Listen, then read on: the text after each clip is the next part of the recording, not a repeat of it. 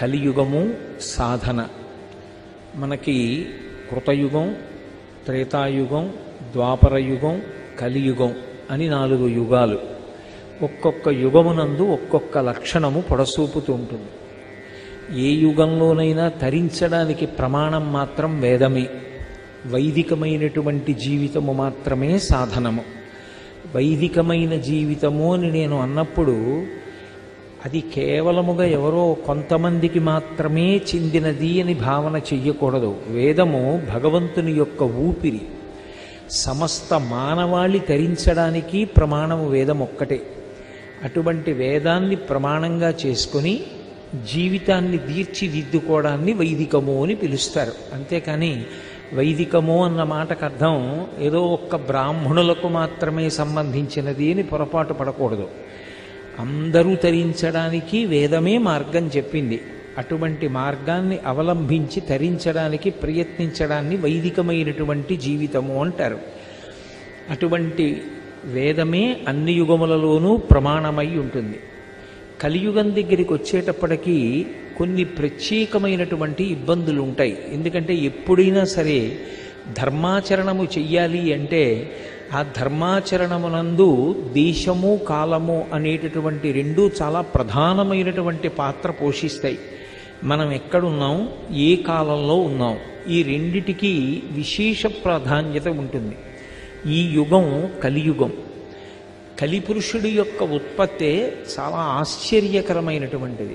నేను దాని గురించి ఎంత తక్కువ ప్రస్తావన చేస్తే అంత మంచిది. క్రుద్ధుడు అనబడేటటువంటి వ్యక్తి తన తోడ పుట్టినటువంటి చెల్లెల్ని వివాహం చేసుకున్నాడు. ఆమె పేరు హింస. ఆ క్రుద్ధుడు హింస అనబడేటటువంటి అన్నా చెల్లెళ్ళు పెళ్లి చేసుకుంటే వాళ్ళకి కలిగినటువంటి కుమారుడు కలిపురుషుడు. అంటే ఎంత వేద విరుద్ధమైనటువంటి జీవితంలోంచి కలిపురుషుడు వచ్చాడు అన్నది అర్థమవుతూ ఉంటుంది. అందుకే కలిపురుషుని యొక్క లక్షణం ఏమి అంటే పాపభూయిష్టమైనటువంటి జీవన విధానము, వేద విరుద్ధమైనటువంటి జీవితము. అసలు ఏది ఈశ్వరుడు చెయ్యవద్దు అని నిషిద్ధ కర్మగా చెప్పాడో దాని యందు అనురక్తి పొందడం, ఏది భగవంతుడు చెయ్యమని విహిత కర్మగా చెప్పాడో దాని యందు అనురక్తి లేకపోవడం, ఇది కల్పించగలిగినటువంటి వాడు సమస్త పాపములకు కారణమైన వాడు ఎవరుంటాడో ఆయనకే కలిపురుషుడని పేరు. కలియుగంలో ఉండేటటువంటి ప్రధాన లక్షణాల్లో ఒకటి ఏమిటి అంటే రాక్షసులకు శరీరం ఉండదు. త్రేతాయుగం వరకు రాక్షసులకు ఉపాధి వేరుగా ఉండేది. అందుకని చూడగానే ఉపాధిని బట్టి ఇది కుక్క, ఇది పంది, ఇది పిల్లి, ఇది నల్లి అని గుర్తించినట్టే వీడు రాక్షసుడు అని గుర్తించేవారు. కలియుగంలో రాక్షసులకు ఉపాధి లేదు. మరి రాక్షసులు ఎక్కడుంటారు అంటే మనుష్యుల యొక్క మనస్సే వాళ్ళ యొక్క నివాస స్థానం. మనుష్యుల మనస్సులోనే రాక్షసుడు ఉంటాడు. మరి ఇప్పుడు ఆ రాక్షసుడు దేని చేత సంహరింపబడాలి? ఆ రాక్షసుణ్ణి తొలగించడం దేనివల్ల సాధ్యం అంటే భగవత్ సంబంధమైనటువంటి విషయాలు మనసులో పెట్టుకోవడమే. భగవద్భక్తి కలిగినటువంటి వాళ్ళు వేదము యొక్క ప్రమాణమును అంగీకరించి వైదికమైనటువంటి జీవన విధానాన్ని మనకి ఉపదేశం చేసేటటువంటి గురువుల యొక్క మాటలు హృదయంలో నింపుకుని ఉంచుకోవడమే ఆ రాక్షసుడు తొలగిపోవడానికి కారణమవుతుంది. అందుకే కత్తి పట్టుకు రాక్షస సంహారం చేయడం కుదరదు. కలియుగంలో మనుష్యుల యొక్క మనసు మార్చవలసి ఉంటుంది. అందుకే మీరు గమనించండి, కలియుగంలో వచ్చినంతమంది గురువులు మీకు ఏ యుగంలోనూ ఇంతమంది కనపడరు.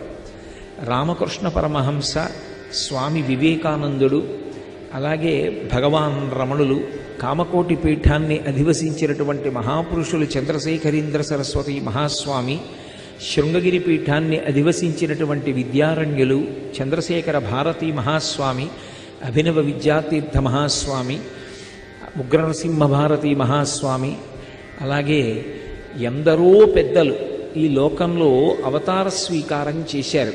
చేసి కేవలముగా జ్ఞానబోధ చేసి మనుష్యుల యొక్క మనసులలో ఉండేటటువంటి రాక్షసత్వాన్ని పోగొట్టడం కోసమని ఇంతమంది గురువులు వచ్చి నిరంతరము బోధ చేస్తూ ఉంటారు.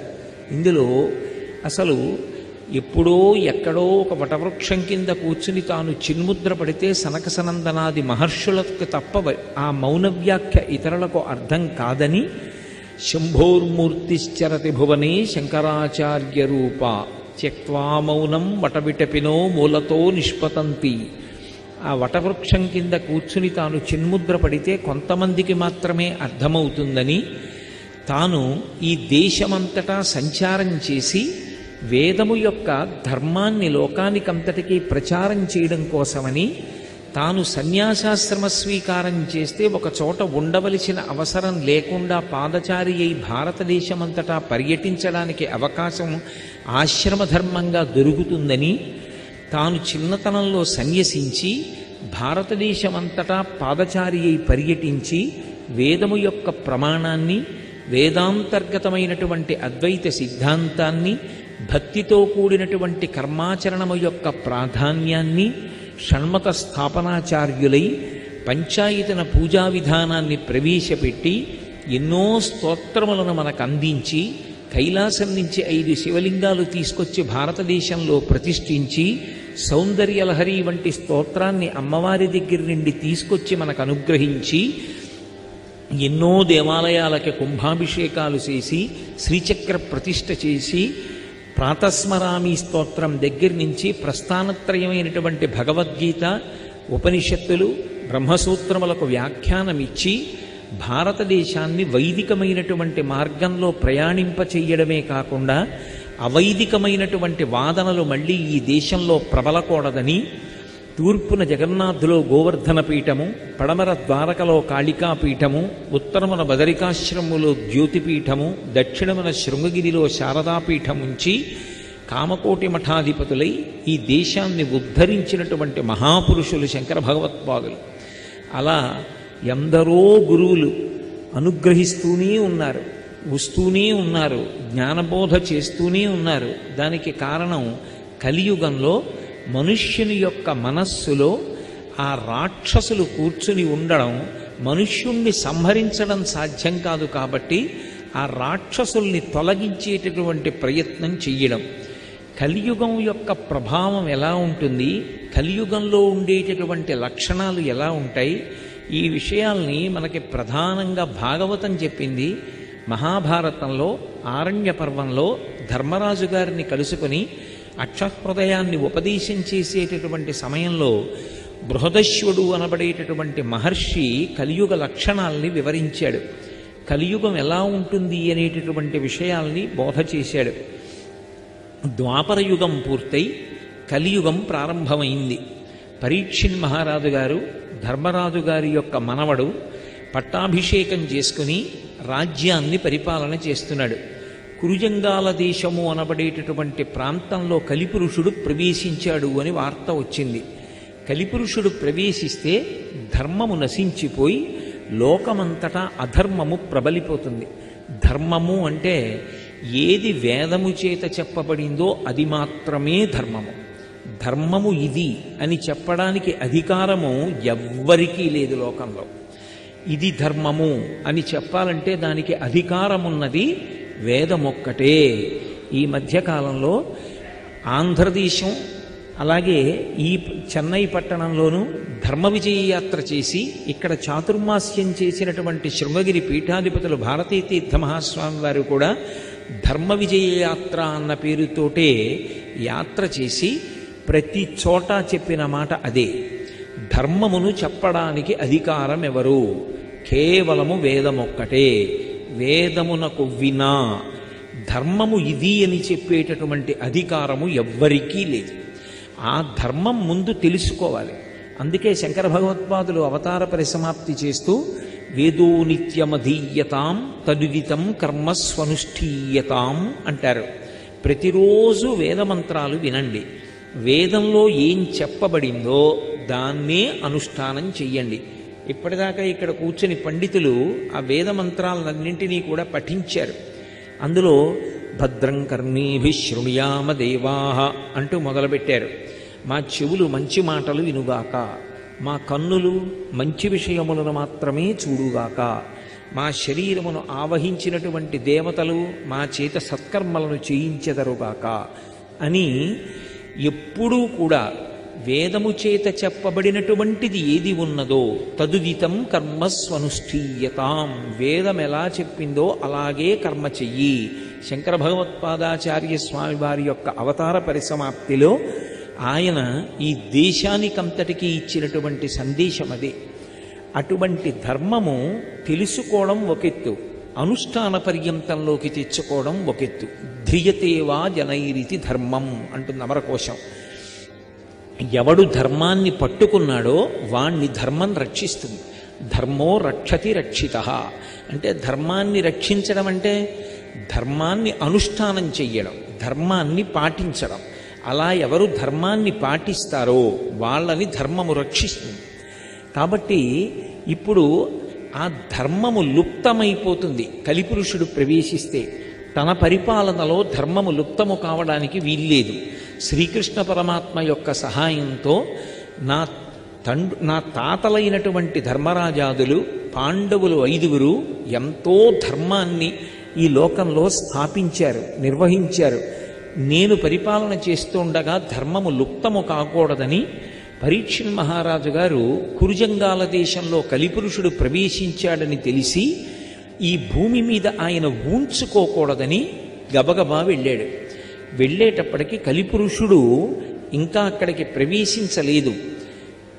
పుట్టినటువంటి దూడ దక్కక లేదా దూడ పక్కన లేక దూడ కోసం ఆక్రోశిస్తున్నటువంటి ఆవు ఎలా ఉంటుందో అలా ఆక్రోశిస్తూ కన్నుల వెంట నీరు కారుస్తూ బక్క చిక్కిపోయి పరివేదనతో కూడినటువంటి హృదయంతో ఈ భూమాత గోరూపాన్ని ధరించి కనపడింది. భూమి నేను ఇది మొయ్యలేను అన్న మాట ఎప్పుడు అనదు, భూమికి బరువన్న మాట ఉండదు. కానీ భూమి ఒక్కొక్కప్పుడు శ్రీ మహావిష్ణువుని ఉద్దేశించి ప్రార్థన చేస్తుంది, నాకు బరువు ఎక్కువైపోయింది, నేను భరించలేనంటుంది. ఏది భరించలేదు భూమి అంటే, భూమి భరించలేనిది ఏది అంటే పాపభూయిష్టమైనటువంటి జీవన విధానాన్ని భరించదు. ఏది పాపము? వేద విరుద్ధమైన జీవనమే పాపము. అటువంటి జీవనం పెరిగిపోతుంటే రోజు రోజుకి భూమి భరించలేక గోరూపాన్ని పొందుతుంది. అందుకే మీరు ఎప్పుడైనా పౌరాణిక వాంగ్మయాన్ని పరిశీలించండి, భూమి బాధపడితే భూరూపంతోటో భూకాంత రూపంతోటో విష్ణువుతో మాట్లాడదు. స్థితికారుడైన విష్ణువుతో మాట్లాడేటప్పుడు గోరూపాన్ని ధరిస్తుంది. ఎందుకంటే గోరూపంతో ఆక్రోశిస్తే పరమాత్మ వెంటనే జోక్యం చేసుకుంటారు. ఆమె గోరూపాన్ని ధరించింది. ధర్మము వృషభ రూపాన్ని ధరించింది. అందుకే పరమశివుడు వృషభవాహనారూఢుడై వెడుతున్నాడు అంటాం. ఆయన వృషభవాహనారూఢుడై వెడుతున్నాడు అన్న మాటకు అర్థం 4 పాదములు కలిగినటువంటి ధర్మాన్ని అధిరోహించి పరమశివుడు తిరుగుతూ ఉంటాడు. ఆయన ధర్మపక్షపాతి. అందుకే రుద్రుడు అని ఆయనకు ఒక పేరు. రుత్యా ధర్మాన్ అవలోకయతి ప్రపయతివా అని. వేదముల చేత ధర్మాన్ని తెలియచేసి ఆ ధర్మమునందు మనకి అనురక్తి కలిగేటట్టుగా చేసేవాడెవరో ఆయనకి రుద్రుడని పేరు. ఆయన వాహనమే నందీశ్వరుడు. నందీశ్వరుడు వృషభము. వృషభము అంటే ధర్మము. అది 4 పాదములతో ఉంటుంది.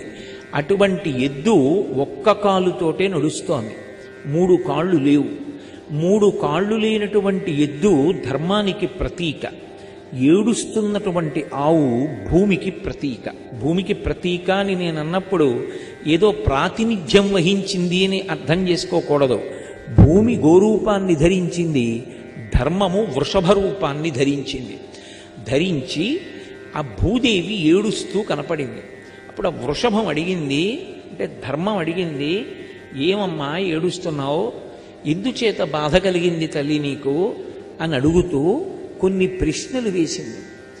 ఆ ప్రశ్నలు వేస్తూ అందులో అడిగింది, మఖములు లేమి ఇక మీద అమర్చులకు మఖభాగంబులు లేక మానునని కుదెదవో, పుత్రులను తల్లిదండ్రులు బ్రోవరనియో,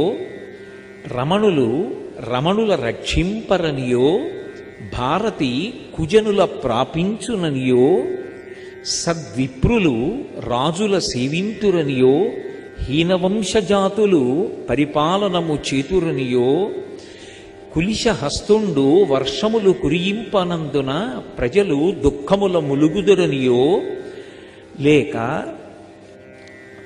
మనుజులు కేవలముగా అన్న పాన శయన ఆసనాది విషయములయందు అనురక్తులగుదురనియో అని అడుగుతుంది. అమ్మా, నీకు ఈ కారణములు ఏర్పడిపోతున్నాయి, ఇక రాబోతున్నాయని నువ్వు బాధపడుతున్నావా అని అడిగింది.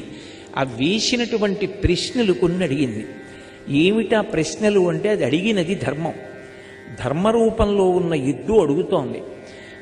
అయిపోయింది ద్వాపర యుగం, శ్రీకృష్ణ పరమాత్మ యొక్క అవతార పరిసమాప్తి జరిగిపోయింది. కాబట్టి కలియుగం ప్రవేశిస్తోంది. కలిపురుషుడు వచ్చేశాడు కురుజంగాల దేశంలోకి. ఇద్దరూ మాట్లాడుకుంటున్నారు, అక్కడే మాట్లాడుకుంటున్నారు ఆ కురుజంగాల దేశంలోనే. అందుకని ఆయన అడిగాడు, ఇక మఖములు ఉండవు, మఖముల లేమి అమర్చులకు ఇక పైన మఖభాగంబులు లేక మానురనియో. లోకంలో యజ్ఞయాగాదులను విమర్శించేటటువంటి వాళ్ళు ఎక్కువైపోతారు. మఖము అంటే యజ్ఞము. మఖము చేయ వజ్రి మది సంతసించును, వజ్రి సంతసింప వానకురియు, వానకురిసి గసవు వసుమతిపై పెరుగు, గసవు మేసి ధేను గణము బ్రతుకు అని పోతన గారు భాగవతంలో. మనం యజ్ఞం చేస్తే దేవతలు ప్రీతి చెంది వర్షం కురిపిస్తారు. వర్షం పడితే భూమి మీద పాడి పంటలుంటాయి. ఇప్పుడే కదా వేదపఠనం చేస్తూ అన్నారు, శం ద్విపదే శం చతుష్పదే, 2 కాళ్ళున్న వాళ్ళు 4 కాళ్ళున్నవి అన్నీ సంతోషంగా ఉంటాయి. మళ్ళీ మనం సంతోషంగా ఉంటే మళ్ళీ పాడి పంటలు వచ్చినప్పుడు యజ్ఞం చేస్తాం. యజ్ఞంలో హవిస్సు దేవతలు తింటే మళ్ళీ వర్షం కురిపిస్తారు. ఇది ధర్మచక్రం. ఈ ధర్మచక్రం నడవాలి.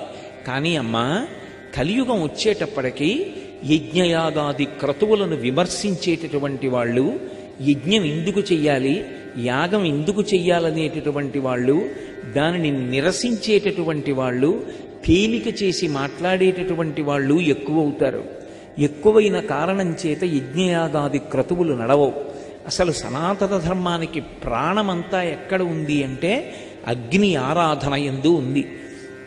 ఇప్పుడు ఆ బ్రాహ్మణ మండలి ఆశీర్వచనం చేస్తూ అగ్నిమీళే పురోహితం అని ప్రారంభంలో ఉన్నటువంటి ఋగ్వేద మంత్రంతో ప్రారంభం చేశారు. అసలు ప్రారంభ మంత్రమే వేదంలో అగ్నితో ఉంటుంది. అసలు సనాతన ధర్మంలో జీవితమంతా అగ్నితో ముడిపడిపోతుంది. అగ్నిని ఆరాధించి చిట్ట చివర ఇక శరీరం పడిపోయిన తరువాత కొడుకు ఈ శరీరాన్ని కూడా అగ్నిహోత్రంలోకే హవిస్సుగా ఇచ్చేస్తాడు. అటువంటి అగ్ని ఆరాధనము ఉండదు. ఉండకపోవడం చేత దేవతలకి ఏ విధమైనటువంటి హవిస్సు అందదు. హవిస్సు అందలేదు కాబట్టి దేవతలకి ఆకలిస్తుంది. వాళ్ళు కోపగిస్తారు. అమ్మా, రాబో కాలంలో యజ్ఞయాగాదులను విమర్శించేటటువంటి వాళ్ళు, యజ్ఞయాగాదులు చెయ్యవలసిన అవసరం లేదని చెప్పేవాళ్ళు ఎక్కువైపోతారు. అందుకని యజ్ఞయాగాదులు ఎక్కువ జరగవని బాధపడుతున్నావా తల్లి? దేవతలకు హవిస్సులు అందవని బాధపడుతున్నావా? అంతేకాదమ్మా, నువ్వు ఎందుకు బాధపడవలసి వస్తోందో నాకు అర్థమైంది. రమణులు రక్షింపరనియో. భార్యని భర్త రక్షించాలి, కానీ భర్త భార్యని రక్షించడు. ఎందుకు రక్షించడో బృహదశ్యుడు ధర్మరాజుతో చెప్తాడు ఆరణ్య పర్వంలో. మహాభారతంలో చెప్తూ ఒక మాట అంటాడు, అసలు సనాతన ధర్మమునందు ప్రాణం ఎక్కడుంది అంటే స్త్రీ పురుష సంబంధం ధర్మపత్ని పతి సంబంధంతో ఉంటుంది. ఒక స్త్రీని జీవితంలో చేపడితే ఆమె కామపత్ని కాదు, ఆమె ధర్మపత్ని. ఆమెకి సహధర్మచారిణి అని పేరు. ఇద్దరూ కలిసి జీవితంలో తరిస్తారు. ఆమె చిటికిన వేలు పట్టుకుని నడిచేది ఎందుకంటే యజ్ఞయాగాది క్రతువులు చేసి ఆమె యందు తన కామముంచుకొని ధర్మబద్ధమైనటువంటి అర్ధస్వరూపమైనటువంటి కొడుకుని కూతుర్ని కని పితృరుణం నుంచి విముక్తుడై తన తరువాత కూడా సంతతి కొనసాగేటట్టుగా తంతువుగా సంతానము కొనసాగాలని వివాహమునందు ఏ ప్రతిజ్ఞ చేశాడో ఆ ప్రతిజ్ఞ నెరవేర్చుకుని సుఖములు అనుభవించి వేదం అంగీకరించినటువంటి రీతిలో సుఖములను పొంది ఈ సుఖములు సుఖములా అన్న వైరాగ్యమును పొంది ఆ తరువాత వానప్రస్థాశ్రమానికి వెళ్ళి ఇంకా వైరాగ్యం ముదిరిపోతే అప్పుడు దాని యందు ఊంచుకోవడానికి భార్యని బిడ్డలకు అప్పజెప్పి సన్యాసాశ్రమ స్వీకారం చేస్తారు. కానీ అమ్మ, రాబో కాలాలు ఎలా తయారైపోతాయంటే పురుషుడికి స్త్రీకి ఉండేటటువంటి సంబంధము, ఆమె ఆయనకు ధర్మపత్ని, ఆయన ఆమెకు పతి, ఈ సంబంధం ఉండదు. ఆమె యందు ఆయనకు కామము, ఆమె స్వేచ్ఛా విహరిణి. అందుకని స్త్రీ పురుష సంబంధాలు అలా మారిపోతాయి. అలా అయిపోతాయని భర్త అన్న పేరుతో స్వీకరించిన భార్యని రక్షించాలి అనేటటువంటి వైదికమైనటువంటి ధర్మాన్ని పురుషులు ఆలోచించరని బెంగపెట్టుకున్నావా అమ్మా? పుత్రులను తల్లిదండ్రులు బ్రోవరనియో, కడుపున పుట్టినటువంటి బిడ్డల్ని తల్లిదండ్రులు తమ ప్రాణాలైనా ఇచ్చి సాకాలి. కానీ తమ సుఖాలకి పిల్లలు అడ్డొస్తారని పుట్టినటువంటి పిల్లల్ని పుట్టినట్టుగా తీసుకెళ్ళి విడిచిపెట్టేస్తే మృగములు తినేటటువంటి రోజులు వచ్చేస్తాయి. మనం చదవట్లా ఇప్పటికే వార్తాపత్రికల్లో? కాబట్టి కడుపున పుట్టినటువంటి బిడ్డల్ని సాకాలి మనం అనేటటువంటి ఉద్దేశ్యం ఉండదమ్మా. దేహసుఖము కొరకు, కామం అనుభవించడానికి వాళ్ళు ప్రతిబంధకమవుతారని ఆలోచించేటటువంటి రోజులు వచ్చేస్తాయి. కాబట్టి తల్లిదండ్రులు బిడ్డల్ని చూడరు, బిడ్డలు తల్లిదండ్రులను చూడరు. అలాగే భారతి కుజనుల ప్రాపించుననియో, భా అంటే కాంతి, భారతి అంటే సరస్వతీదేవి, ఆమె కుజనులను ప్రాపిస్తుంది. అంటే కుజనుడు అన్న మాటకు అర్థం ఏమిటంటే సరస్వతీ కటాక్షమున్నటువంటి వాడికి ఉండవలసినటువంటి మొదటి లక్షణం వినయం. నాకేం తెలుసు, ఏమీ తెలియని వాడు ఉన్నాడు అనుకోండి, గొడవే లేదు. కొంత తెలుసుకున్నాడు, చదువుకున్నాడు, వాడికి ఏం తెలియాలి? మొట్టమొదట అబ్బో నాకు తెలిసిన్నది ఏ పాటి, ఎన్నున్నాయి నేను చదవవలసినవి, ఎన్నున్నాయి నేను నేర్చుకోవలసినవి, ఎన్ని శాస్త్రాలున్నాయి, నాకేమొచ్చు, సముద్రంలో ఒక నీటి బిందు అని తనకి ఎన్నో తెలియదన్న విషయం తెలుసుకోవడం విద్య. అందుచేత ఏమవుతుంది? వినయం ఏర్పడుతుంది. కానీ అమ్మా, చదువుకున్నవాడన్నవాడు వినయంతో ఉండడు, గర్వంతో ఉండి డబ్బు సంపాదించడానికి అదొక మార్గం చేసుకుని, అసలు ఆ చదువు వలన ఒక్క గుణం కూడా లోపల తయారు కాక అవగుణములన్నిటితోటి తిరుగుతూ వాడి యందే సంస్కారం ఏర్పడక, సంస్కారము లేని చదువు దేని కొరకు ప్రయోజనకరమమ్మా? అందుచేత సరస్వతి కుజునుల యందు ప్రకాశిస్తుందేమో రాబో కాలంలో అని బెంగపెట్టుకున్నావా తల్లి? ఇదే పోతన గారు అంటారు భాగవతంలో, జ్ఞాన కలునిలోని శారదయువోలే అంటారు. వాడు జ్ఞాన కలుడు, నిలువెల్ల విషం, కానీ వాని యందు సరస్వతి ఉంటుంది. అది అడ్డుపెట్టి సమస్తమైనటువంటి అహితమైనటువంటి కార్యక్రమములకు వాడు సాధనముగా మారిపోతాడు. అంటే లోపల సంస్కారం ఉండదు. ఆ చదువు వల్ల తాను తరించడు, 10 మందికి తాను మార్గదర్శకం కాలేడు. నేను మాట్లాడితే మైక్ ఎలా మాట్లాడుతుందో వాడిలోని చదువు వాడికి అలా ఉంటుంది. కాబట్టి భారతి కుజనుల ప్రాపించుననియో, సద్విప్రులు రాజుల సేవింతురనియో, నిజంగా చదువుకున్నవాడు, నిజంగా విషయం తెలిసిన్నవాడు, నిజంగా వినయం ఉన్నవాడు, నిజంగా 10 మందికి పనికొచ్చేవాడు, నిజంగా గుణాలున్నవాడు, నిజంగా 10 మందికి ఆదర్శవంతమైన వాడు చేతులు కట్టుకుని తల ఉంచుకుని నించుంటాడమ్మా. 1 రూపాయి కోసం కడుపు నింపుకోవడానికి ఎక్కడో ఏదో ఊడిగం చేసుకుని బతుకుతాడమ్మా. వాడేమో అలా ఉంటాడా, వీళ్ళేమో ఇలా ఉంటారా? అమ్మా, కలియుగంలో ఉండేటటువంటి రోజులు ఇలా అయిపోతున్నాయని బాధపడుతున్నావా తల్లి? నిజంగా ఎవడికి అనుష్ఠాన బలం ఉందో, నిజంగా ఎవడికి భగవద్భక్తి ఉందో, ఎవడు త్యాగమయమైన జీవితం గడుపుతున్నాడో వాణ్ణి గుర్తించి వెంట రాదమ్మా సమాజం. వాడికి మేము రక్షణగా నిలబడతామని ముందుకు రారమ్మా. వాడికి ఇబ్బంది వచ్చినప్పుడు పలకరించేవారు ఉండరు తల్లి. అది కలియుగంలో ఉండేటటువంటి లక్షణం. అందుకే బృహదశ్యుడు ధర్మరాజు గారితో చెప్తాడు, గురువుగారు గురువుగారు అని పిలవడానికి వెనక 100 మంది శిష్యులు ఉంటారమ్మా. మనసులో మాత్రం గురువుగారికి ఏమైనా ఇబ్బంది వస్తే చాలా సంతోషించేవాళ్ళు ఉంటారు. గురువుగారిని రక్షించాలని అనుకోరు, గురువు మీద విరోధభావంతో ఉంటారు. అటువంటి శిష్యులు ఉంటారయ్యా ధర్మరాజా కలియుగంలో అని చెప్తాడు. కాబట్టి భారతి కుజనుల ప్రాపించుననియో, ఇది కాదు అసలు రాజ్యమునందు పాడి లేకుండుననియో, రాజ్యంలో న్యాయము అనేటటువంటి మాట లేకుండా పోతుందమ్మా. అటువంటి స్థితి వచ్చేస్తుంది. బలహీనులైన వారు ఎవరుంటారో వాళ్ళని బలవంతులైనటువంటి వారు దోచుకు తినేస్తారంతే. కాబట్టి అటువంటి రోజులు వస్తున్నాయని బాధపడుతున్నావా? నేను భాగవతాన్ని భారతంతో కలిపి మాట్లాడుతున్నాను కలియుగం గురించి. ఏ మాటలు పోతన గారు చెప్తారో దాన్ని బృహదశ్యుడు ధర్మరాజు గారితో మాట్లాడతాడు. రాబోయేటటువంటి కాలం చాలా భయంకరంగా ఉంటుంది ధర్మరాజా. కలియుగంలో డబ్బు ఏ మార్గంలో సంపాదించాడు అన్నదాన్ని ఎవ్వరూ చూడరు. డబ్బు ఎంత సంపాదించాడన్నది మాత్రమే ప్రధానం. డబ్బున్నవాడు అన్ని గౌరవాలు వాళ్ళకి దక్కుతాయి. వాడు ఎలా డబ్బు సంపాదించాడో లోకం విచారణ చెయ్యదు. వాడు ఎలా డబ్బు సంపాదించాడన్న దానితో సంబంధం లేదు. అసలు లోకానికంతటికి మర్యాద నేర్పవలసినటువంటి వాళ్ళు కూడా చేతులు కట్టుకుని నిస్సిగ్గుగా వాళ్ళు ఇచ్చే డబ్బు తీసుకుని ఊడిగం చేసి వాళ్ళ వెంట తిరుగుతారమ్మా. అటువంటి రోజులు కలియుగంలో వస్తాయి అని బృహదశ్యుడు ధర్మరాజుతో చెప్తాడు. అదే మాట ధర్మస్వరూపమైనటువంటి వృషభము భూస్వరూపాన్ని పొందినటువంటి గోవుతో ఉంటుంది. ఇవన్నీ చూసి అసహ్యించుకున్నటువంటి దేవతల యొక్క నాయకుడైన ఇంద్రుడు కులిశహస్తుండు వర్షములు కురింపకుండుట చేసి ప్రజలు దుఃఖముల ములిగెదరనియో. ఇంద్రుడు కోపగించి వర్షం కురిపించకపోతే లోకం అంతా కూడా అల్లల్లాడిపోయి విపరీతమైనటువంటి కష్టాలు పొందుతుంది. ఈ మాట భాగవతంలో చెప్తే బృహదశ్వుడు ధర్మరాజు గారితో మాట్లాడుతూ ఒక మాట అంటాడు. ఎంత కరువు ఏర్పడిపోతుందంటే ఒంట్లో బలం ఉన్నవాడు బలహీనుడన్నవాడిని కొట్టి తినేస్తాడు.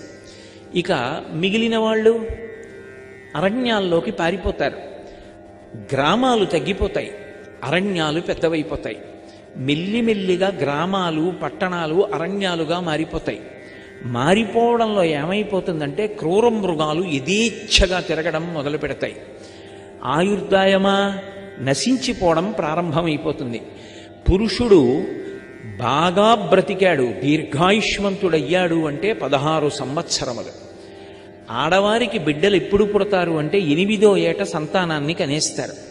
అంటే అంత భయంకరమైనటువంటి రోజులు ఏర్పడతాయి. తృతీయ పురుషార్థమైనటువంటి కామమునందు చిన్న పిల్లలు చదువుకునేటటువంటి బాలురు కూడా అనురక్తమవుతారు. అనురక్తమై స్త్రీలయందు విశేషమైనటువంటి కామంతో ప్రవర్తిస్తారు. అటువంటి తృతీయ పురుషార్థానికి పెద్దపీట వేసేటటువంటి రోజులు ఎక్కువైపోతాయి. అర్థము కానీ కామము కానీ ధర్మముతో ముడిపడదు. ఇవి రెండు విశృంఖలత్వాన్ని పొందుతాయి. ఇవి విశృంఖలత్వాన్ని పొందిన కారణం చేత అసలు పాపము అనేటటువంటి మాట ఎక్కడా హద్దు లేనటువంటి స్థితిని పొందేస్తుంది. ఇలా పొంది ప్రవర్తనమైనటువంటి కారణం చేత ఒకానొక స్థితికి వెళ్ళేటప్పటికీ అసలు లోకంలో ధర్మం అనేటటువంటిది పూర్తిగా లుప్తమైపోతుంది. లుప్తమైపోయి నిస్సిగ్గుగా తండ్రి చెప్పుకోకూడనటువంటి మాటలను సంతోషంగా చెప్పుకుంటాడు. నేను నా కొడుక్కి పెళ్లి చేశాను, నా కోడల్ని తెచ్చుకున్నాను అన్న తండ్రి ఉండడు. పరమ సంతోషంగా నా కొడుకు ఇష్టం వచ్చిన పిల్లని తెచ్చుకున్నాడు, వివాహం చేసుకుని విజయం సాధించాడు అని తండ్రి చెప్తాడు. అటువంటి రోజులు వస్తాయమ్మా. ధర్మం అనేటటువంటి మాటకి ఎక్కడా కూడా స్థానం ఉండదు. క్రమముగా ధర్మమంతా కూడా లుప్తమైపోతుంది. బెంగపెట్టుకోకండి, ఇంకా అంత స్థితి ఏం రాలేదు. ఇంకా ధర్మాత్ములు ఉన్నారు, వర్షాలు పడుతున్నాయి, ఇంకా వేదము యొక్క ప్రమాణం నిలబడింది. ఆ స్థితి అంత దారుణంగా ఏర్పడలేదు. కానీ కలియొక్క ప్రభావం అంటే ఏమిటో ఇప్పటికే మనం కొద్దిగా రుచి చూస్తున్నాం రోజు రోజుకి.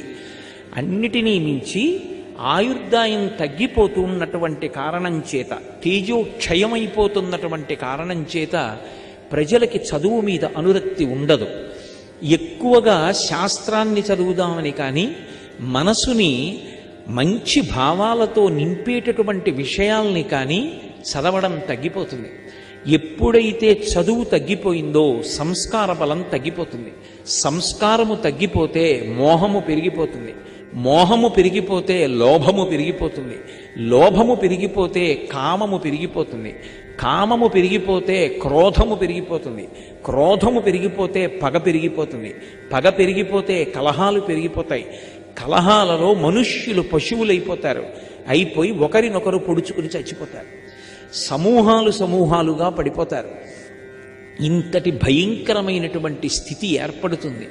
కాబట్టి అమ్మ, అటువంటి రోజులు రాబోతున్నాయని కలియుగంలో ఉండేటటువంటి మనుషులకు అన్న పాన నిద్ర మైథున ఆసనాదులందు ఆసక్తులగుదరని బెంగపడితివేమో